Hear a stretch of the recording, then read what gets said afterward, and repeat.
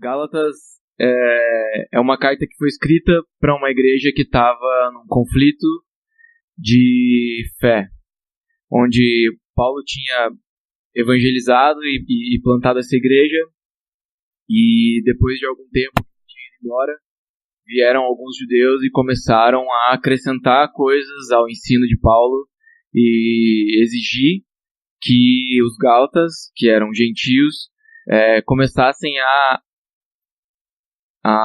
praticar, incorporar algumas práticas da tradição e da religião judaica, para que eles fossem então salvos. E a gente vê muito conflito na maneira como a igreja estava lidando com isso ali, e até o momento na carta onde Paulo também fala que ele confrontou o apóstolo Pedro por questões também de comportamento, onde ele estava agindo de uma maneira com um grupo de pessoas e depois começou a agir de outra maneira com outro grupo de pessoas. Mas a gente vê que na carta ele usa muito de comparações, sempre vai fazendo contrapontos. A passagem que a gente vai usar hoje é o capítulo 3 da carta de Paulo aos Gálatas, a partir do versículo 21. Eu vou ler aqui na NVI. Então, a lei opõe-se às promessas de Deus? De maneira nenhuma. Pois se tivesse sido dada uma lei que pudesse conceder vida, certamente a justiça viria da lei. Mas a Escritura encerrou tudo debaixo do pecado, a fim de que a promessa que é pela fé em Jesus Cristo fosse dada aos que creem. A gente, muito em breve, vai poder testemunhar uma grande batalha que vai acontecer, em que o destino da Terra e da humanidade vai estar em jogo no próximo filme dos Vingadores. E para me preparar para esse filme, eu fui assistir o primeiro Vingadores. E é muito interessante como nesse filme de super-herói, os heróis, quando eles ainda não se conhecem e não sabem que são heróis, eles só vê que é um cara super poderoso e ele ainda não sabe qual é a desse cara. Então eles lutam e depois eles percebem que eles estão do lado e ficam amigos e se unem para derrotar algum outro inimigo ou uma ameaça maior, o que quer que seja. E a gente, como cristão, muitas vezes acaba fazendo um pouco de confusão em como lidar com essa questão da lei, em como lidar com essa questão da graça, da liberdade em Cristo, da fé, das promessas de Deus para nós. E por que eu estou fazendo essa comparação? Porque foi exatamente o que me veio quando a gente vê Paulo começando esse versículo dizendo que as promessas de Deus, que a promessa de Deus da liberdade em Cristo, a promessa de Deus do Espírito Santo, a promessa de Deus da salvação para nós, da redenção pela graça, ela não é oposta à lei, mas que ambas vêm de Deus e que elas têm simplesmente papéis diferentes servindo o mesmo propósito. E para a gente entender um pouco melhor isso, a gente vai versículo por versículo aqui, tentando entender um pouco melhor qual que é o raciocínio que Paulo está criando. Então, começando aqui no versículo 21, ele diz que a lei e a promessa, as promessas não são opostas, mas que se tivesse sido dada uma lei que pudesse conceder a vida, a justiça viria pela lei. Então, aqui a gente já entende que a lei não é capaz de conceder vida. E é interessante porque ele nem está falando a questão de justificação necessariamente aqui, a expressão que ele usa, vida. A gente pode perceber que ele está fazendo um contraponto aqui, onde a promessa de Deus, ela nos garante a vida. E a lei não pode garantir. Mas a gente também entende que a lei tem um propósito. Ela tem um papel. E se a lei pudesse conceder vida, ele diz que a justificação viria pela lei. E isso faria sentido pra gente, seria bem natural até. Porque a gente cresce aprendendo que existe um sistema de retribuição, onde a gente faz uma coisa e outra coisa acontece. Se você fizer uma coisa boa, outra coisa boa pode acontecer, você pode ser recompensado. Se você fizer uma coisa má, você vai ter uma consequência negativa disso, e assim por diante. Basicamente, a gente cresce aprendendo isso a vida inteira, e para nós um sistema baseado em obras seria muito lógico. É até curioso porque às vezes a gente está falando sobre a salvação com uma pessoa, e quando você fala que é pela graça, que Jesus já fez tudo, a pessoa fala, tá, mas só isso? Tipo, é só fazer uma oração? Eu tenho um amigo que uma vez, conversando com ele, ele falou uma coisa do tipo, mas não é certo isso. Não faz sentido pra mim uma outra pessoa ter que pagar pelos pecados da humanidade, ou pelos meus erros e tudo mais.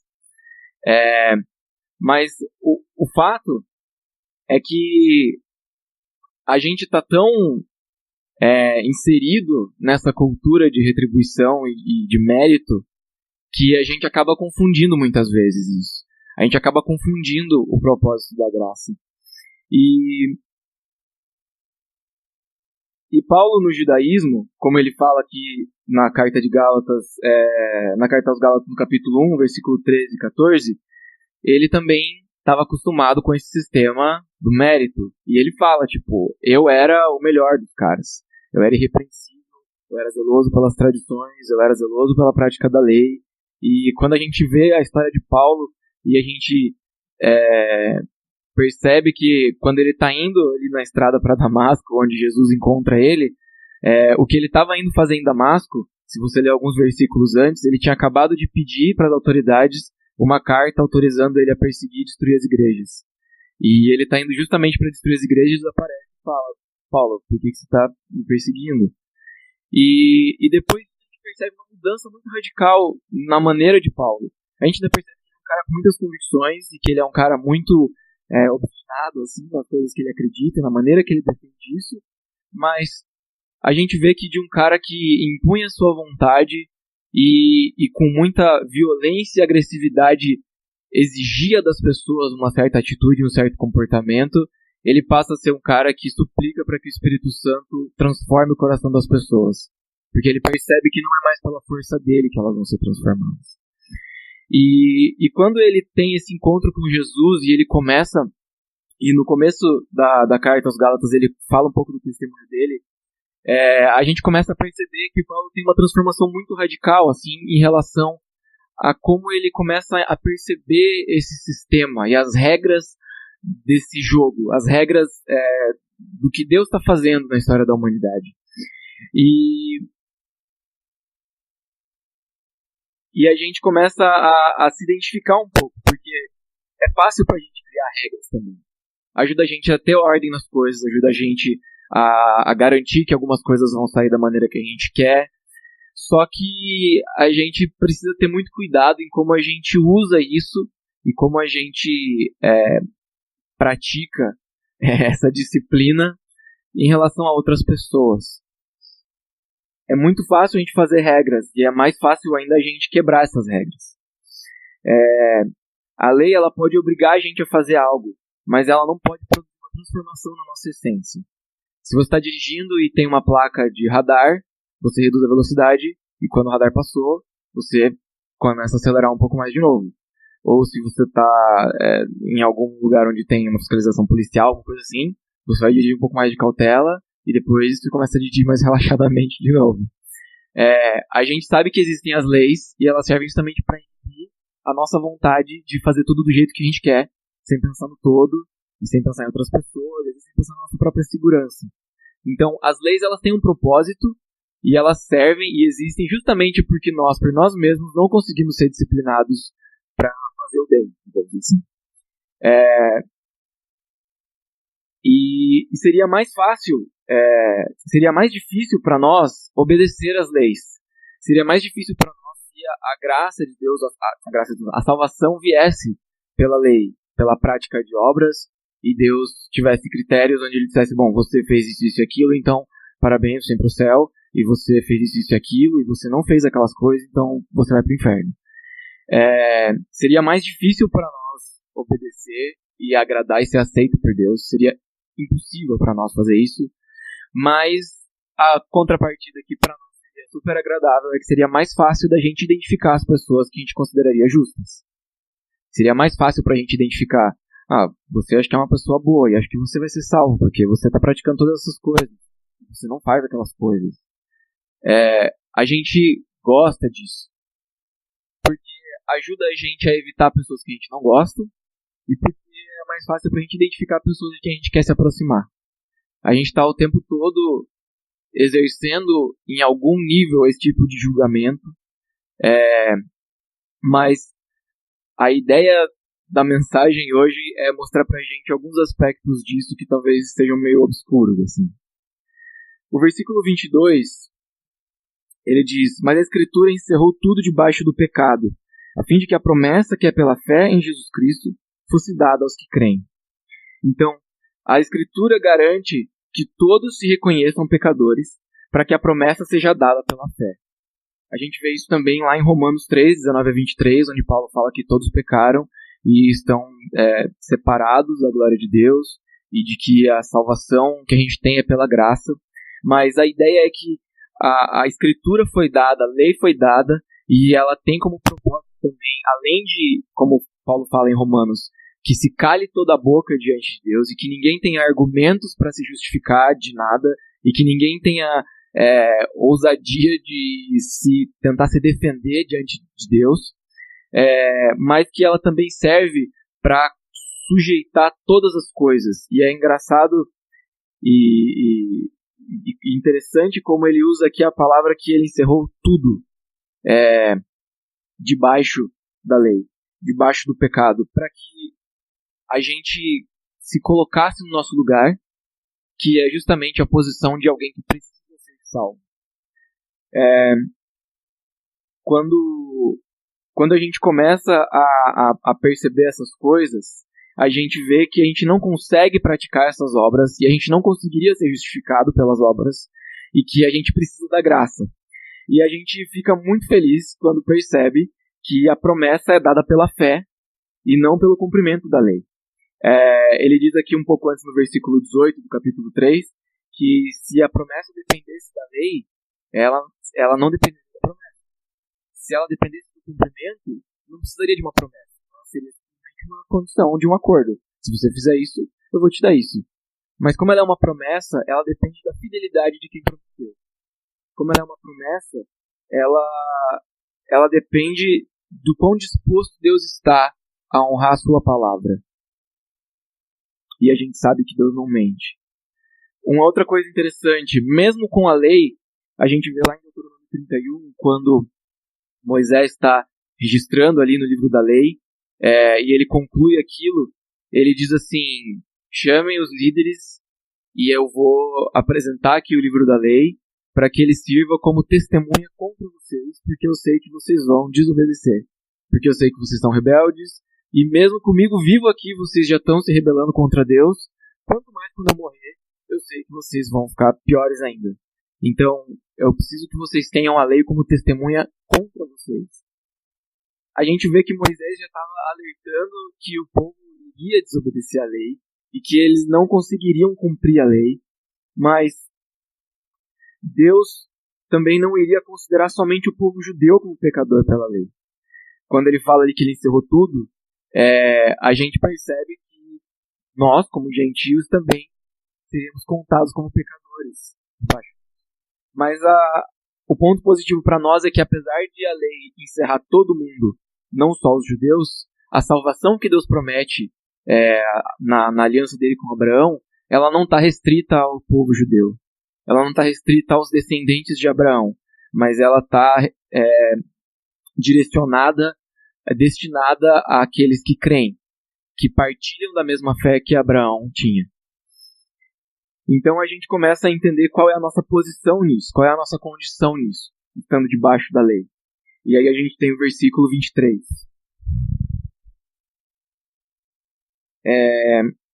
23 ao 25. Antes que viesse essa fé, nós estávamos sob a custódia da lei, nela encerrados, até que a fé que haveria de vir fosse revelada. Assim a lei foi o nosso tutor até Cristo, para que fôssemos justificados pela fé. Agora, porém, tendo chegado à fé, já não estamos mais sob o controle do tutor. Então, debaixo da lei até que essa fé fosse revelada. Mas a gente vê que Abraão foi justificado pela fé. que é o que ele disse aqui também um pouquinho antes, no capítulo 3, versículos 6 e 7, que Abraão...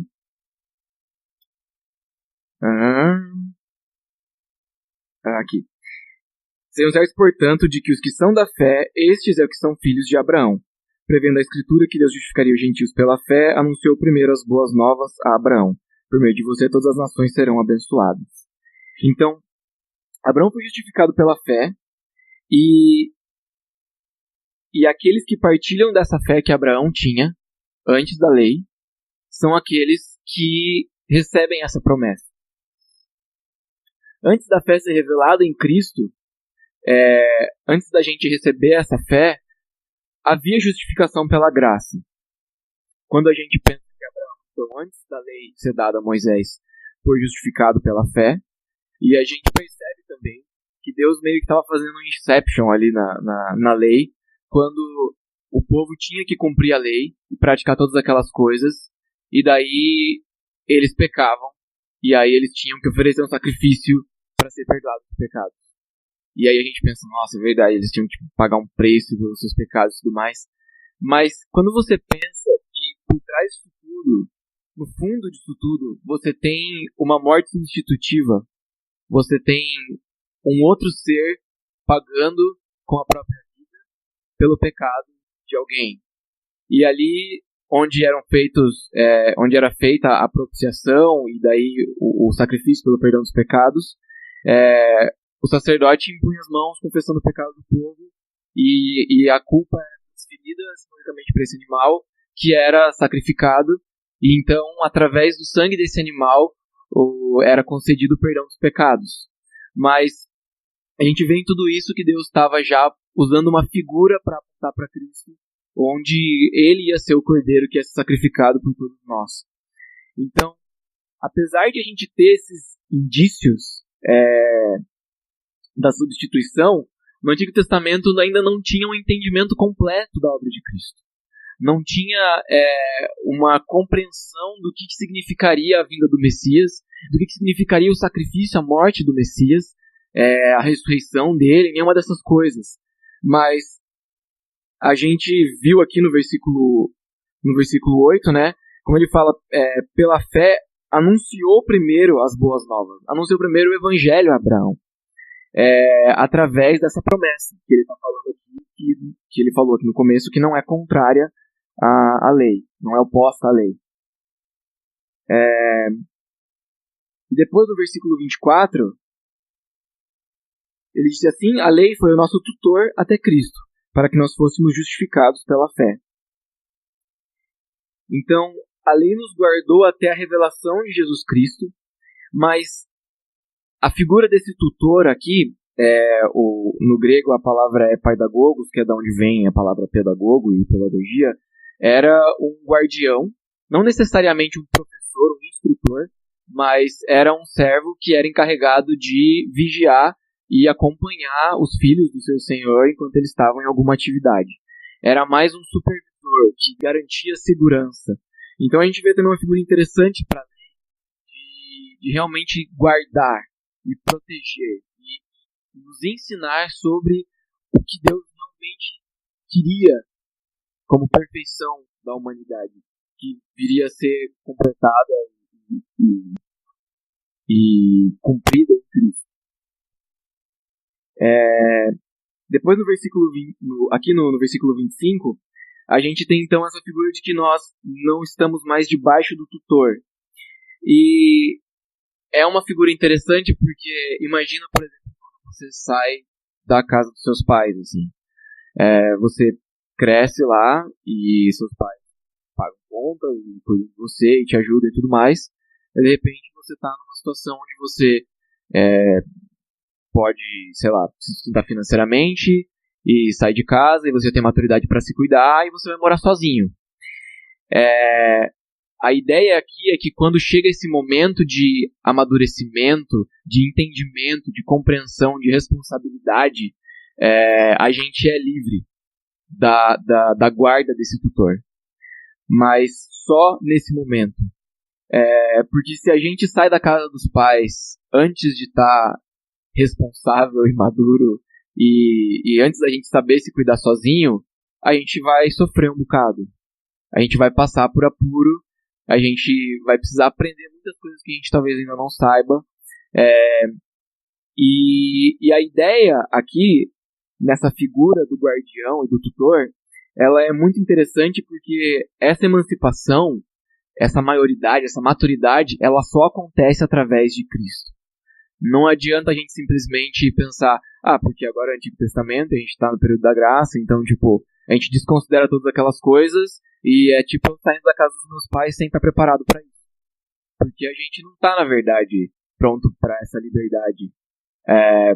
Porque a gente continua debaixo da lei. Mesmo que a gente despreze, considere e não se preocupe nem um pouco com ela, você ainda vai estar sendo julgado por ela e por ela também, pelos seus pecados, considerado culpado. A única maneira da gente ser liberto dessa guarda, desse tutor, é através de Cristo. E somente quando a gente está em Cristo é que a gente está realmente livre da lei e dos efeitos da lei e do peso da lei. Mas a gente é tirado disso, nessa maturidade, nesse entendimento, para viver essa vida de liberdade em Cristo. Se eu não entendo essas coisas, se eu não entendo o propósito da lei, eu não posso usufruir dessa liberdade. E os fariseus, eles não entendiam o propósito da lei. Eles não entendiam o propósito que Deus tinha dado para a lei e o propósito que a graça, a fé e a obra de Cristo tinham em relação com tudo isso, num propósito. Para eles, a lei tinha um propósito em si mesma. E o propósito da lei era servir como um parâmetro de comportamento e ajudar você a distinguir quem era bom e quem era mal. Mais ou menos como eu falei agora há pouco.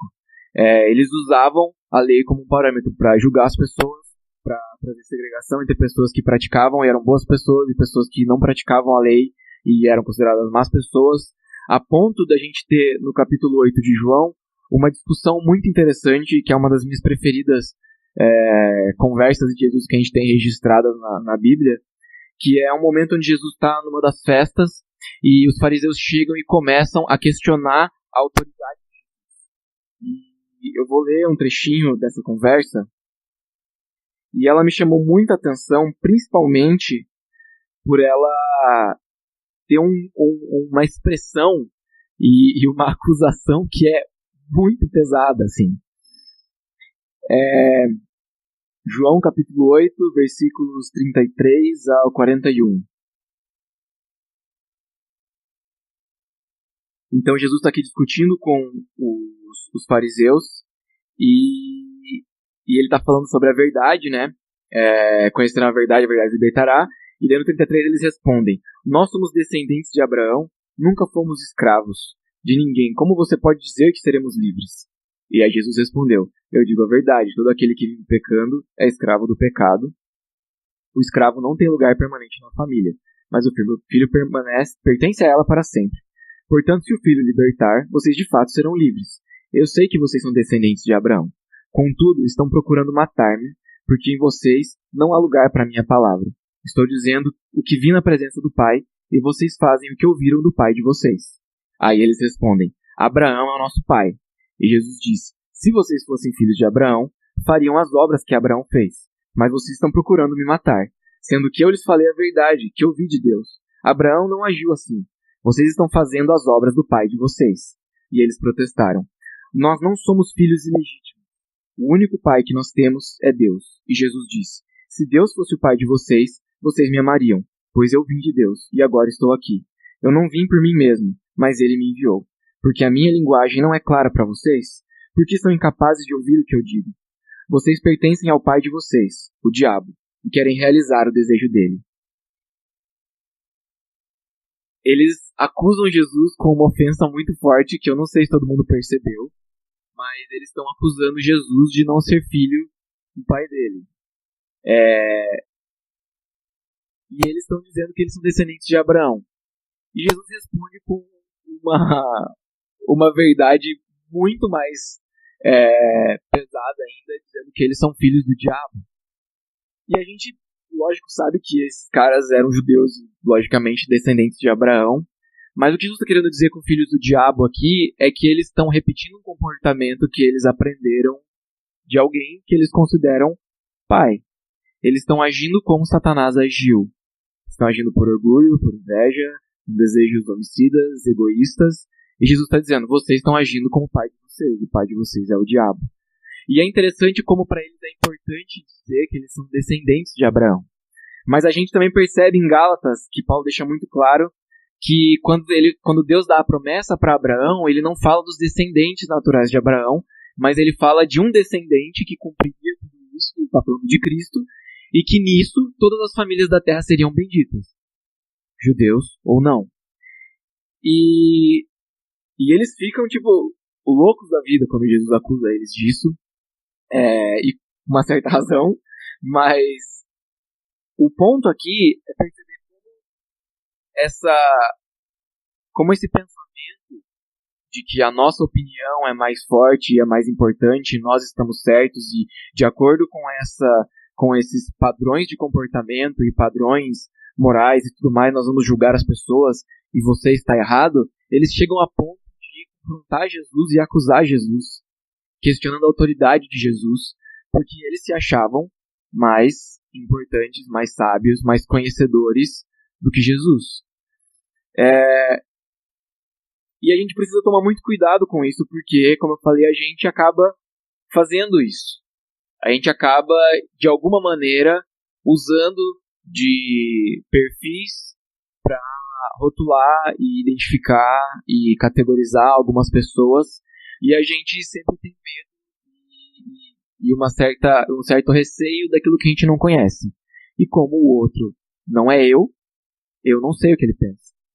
Eu não sei quem ele é, eu não sei quais são as intenções dele, então é mais fácil eu fazer uma leitura e já me preparar para qualquer tipo de ação que você tiver, qualquer tipo de discurso que você tiver, e eu já tenho tudo pronto na minha cabeça, as minhas opiniões, os meus argumentos para qualquer coisa que venha de gente do seu tipo, porque eu conheço o seu tipo. Mas talvez a gente não conheça.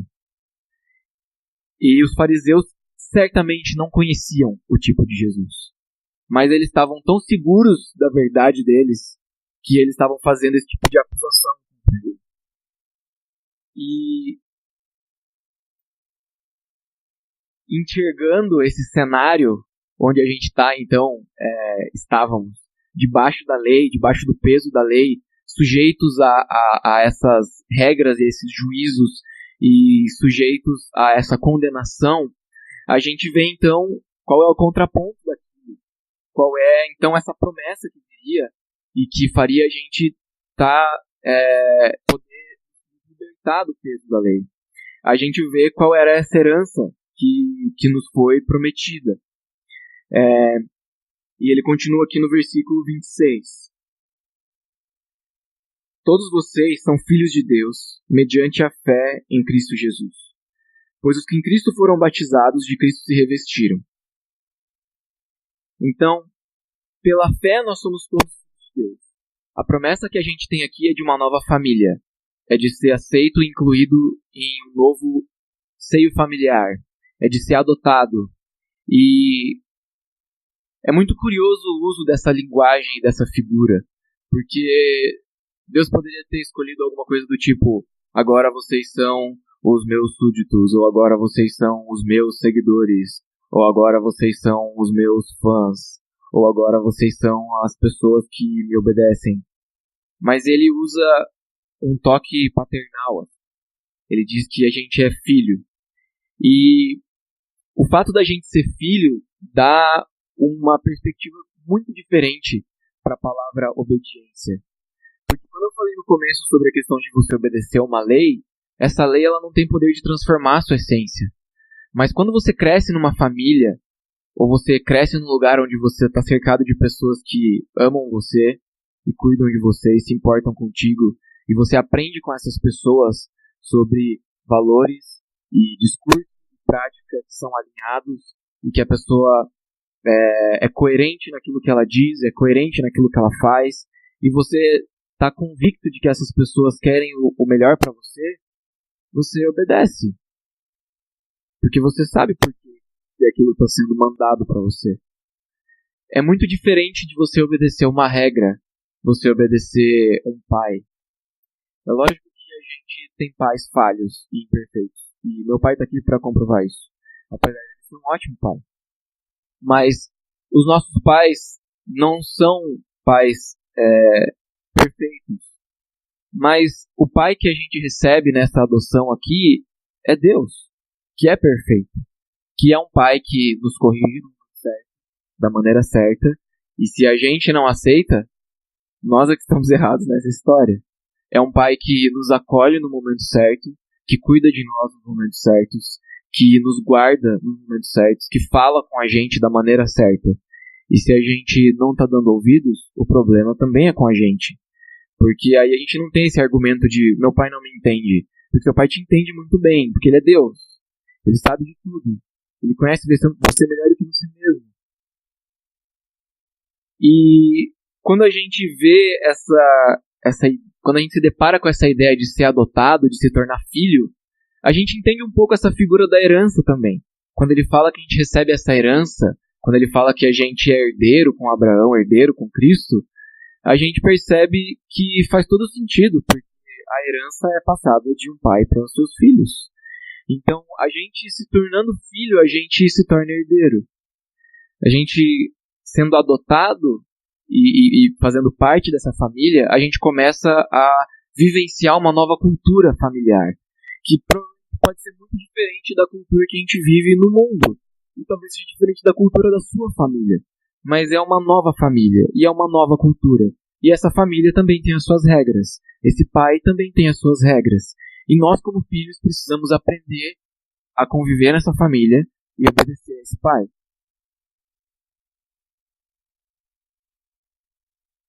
Letras pequenas.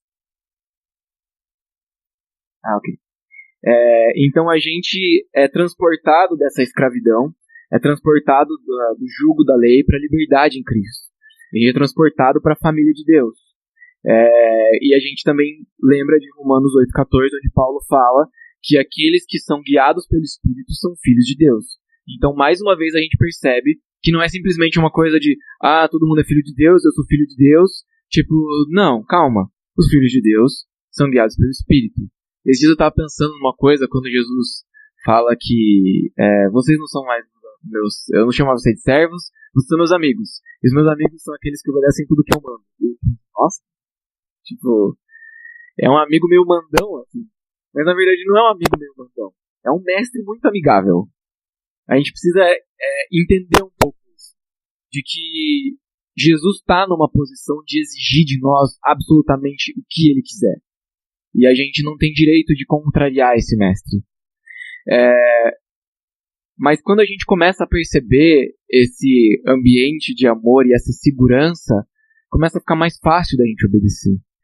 Se a gente está tendo dificuldade de obedecer, começa a ficar meio difícil, porque pode ser que a gente não esteja se enxergando como filho. É interessante quando algumas pessoas falam assim, eu sou filho de Deus, é meu pai, ele me entende, ele me perdoa e tal. Mas com isso a gente está meio que usando uma ideia e pra gente tá implícito o conceito de que por ser filho e por Deus ser meu pai, ele vai tolerar toda a minha rebeldia, porque ele é meu pai. Ao contrário da ideia de que por eu ser filho eu deveria obedecer. E não que por ele ser meu pai ele vai ser super tolerante. A gente precisa rever um pouco essa nossa noção da obediência, assim, do que realmente significa isso para nós hoje. Tanto para nós como igreja e uns para com os outros, na nossa relação com Deus e com nossos filhos e assim por diante. E aí no versículo 27, ele fala que pois os que em Cristo foram batizados, de Cristo se revestiram. Então, a gente tem essa entrada, essa introdução na família simbolizada no batismo, mas ela acontece de verdade quando eu morro para mim mesmo e vivo para Cristo. Como Paulo falou ali antes, que eu estou crucificado com Cristo, vivo não mais eu. Então, a nossa ideia do batismo, é lógico que a gente entende que tem um sentido espiritual mesmo nisso, você está descendo as águas, como morrendo para você mesmo, morrendo para o mundo, e um pronunciamento público de que você está professando a sua fé em Cristo, de que você está ressurgindo das águas com Ele, mas se a gente levar isso meio por garantido, o batismo acaba virando para nós um símbolo igual o que os judeus estavam usando da circuncisão. Tipo, você é circuncidado? Ah, então beleza. Tipo, você é batizado? Ah, então beleza. Você fala em línguas? Ah, então beleza. Você toma ceia? Ah, então beleza. Tipo, ó, o cara não tomou ceia, acho que tem alguma coisa errada ali. Ah, mas fulano não é batizado, será que ele conhece Jesus mesmo? Tipo, mas a pessoa não ora em línguas, a gente vai levar no evangelismo? Tipo, a gente começa também a estabelecer alguns critérios do que a gente considera ser uma pessoa que faz parte da família de Deus, quando a gente, na verdade, deveria se atentar não às tradições que nós criamos e estabelecemos, mas com a cultura que o próprio Deus estabeleceu para a sua família. E é isso que deveria ser. Porque quando a gente vê isso aqui no versículo 27 mesmo, quando ele fala que somos revestidos de Cristo, é meio que tem uma ideia interessante aqui, que eu não sei se vocês sabem disso, mas a palavra vestibular, ela vem do vestíbulo, que tem a ver com veste, que era uma parte na entrada da casa, onde a pessoa tirava uma roupa na hora que chegava ou vestia uma roupa na hora de sair. Então é meio que uma sala onde você se adapta àquele ambiente, se você está entrando ou saindo. E depois acabou virando uma coisa da entrada da casa e depois acabaram usando isso para falar de você entrar no ensino superior ou qualquer coisa do tipo. Mas a ideia da gente se trocar, de vestir algo para se preparar para alguma coisa, faz todo sentido aqui, porque ele está dizendo que a gente está se vestindo de Cristo. Então é como se para entrar na família de Deus eu preciso estar vestido de Cristo. Para eu fazer parte da família de Deus e realmente ser filho, eu preciso estar vestido de Cristo. Não basta simplesmente eu querer, não basta simplesmente eu achar que eu sou, ou que eu tenho o direito de ser, ou acreditar que Deus é pai de todo mundo, mas eu preciso estar vestido de Cristo. Para que eu seja enxergado e achado em Cristo, e para que assim eu seja parte do corpo dele. Quando a gente entende que a gente é parte do corpo dele, e que a gente é membro desse corpo, e que a gente está trabalhando nisso junto, a gente chega aqui no versículo 28, onde ele diz: não há judeu nem grego, escravo ou servo, nem livre, homem nem mulher, pois todos são um em Cristo Jesus. Então, não existe separação, porque aqui Paulo não está eliminando diferenças, ele está tirando barreiras. Ele entende que os judeus e os gregos são povos diferentes, com culturas distintas, mas que o foco aqui é que eles têm a salvação pela graça e eles podem pertencer à família de Deus em Cristo Jesus. De que os escravos, e aqui a palavra é o servo de aliança, né, bond servant, no inglês, que é uma pessoa que pode ser tanto um servo voluntário, quanto o contexto de escravidão nessa época é meio diferente do que a gente entende mais recentemente, mas assim, a ideia é que você sendo escravo ou você sendo livre, você é um em Cristo. E também quando ele fala não há homem nem mulher, a gente percebe, a gente sabe que Deus criou homens e mulheres distintos, mas que em valor e aqui em propósito, no sentido de membro do corpo de Cristo e participante da igreja, do corpo de Cristo, da obra de Deus, eles não têm separação entre eles.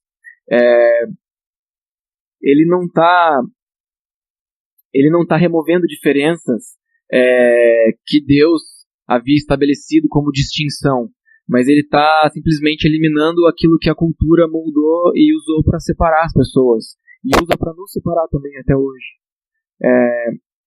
Ele não está igualando, ele está unindo, apesar das diferenças. E ele está fazendo isso porque nós precisamos uns dos outros, apesar das nossas diferenças. A gente precisa aprender a trabalhar juntos, apesar das diferenças.